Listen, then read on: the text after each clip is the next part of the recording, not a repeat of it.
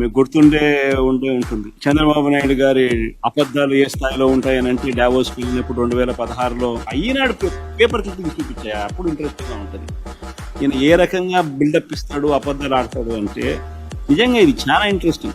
చూడండి ఒకసారి, 2016లో ఏపీలో రక్షణ పరికరాల ప్లాంట్ లాక్హీడ్ వస్తుంది. హై స్పీడ్ ఎంత ఈనాడే, నేను వేరేదేం చెప్పను. ఎందుకనంటే ఎంతో ఒక దొంగల ముఠ, దోచుకో పంచుకో తినుకో వీళ్ళంతా సభ్యులు.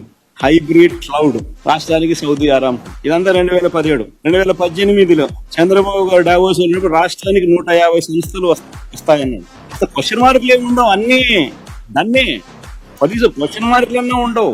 ఎక్కడైనా గమనించినా లేదో మీరు, అన్ని కన్ఫర్మ్ న్యూస్. రాష్ట్రానికి 150 సంస్థలు, రాష్ట్రానికి ఎయిర్ బస్, ఇది ఒక్కటి కొంచెం క్వశ్చన్ మార్క్ పెట్టి సంతోషం.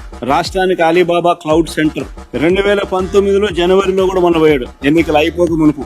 హ్యాపీగా ఏపీకి రాష్ట్రానికి జన్పాక్ట్ ఈ మాదిరిగా బిల్డప్ ఇవ్వడం చంద్రబాబు నాయుడుకి ఏ మాత్రం కొత్తగా ఇవన్నీ కనిపిస్తూ ఉన్నాయి ఈ రోజు మన రాష్ట్ర ప్రజలకు అందరికీ కూడా ఈ రోజు.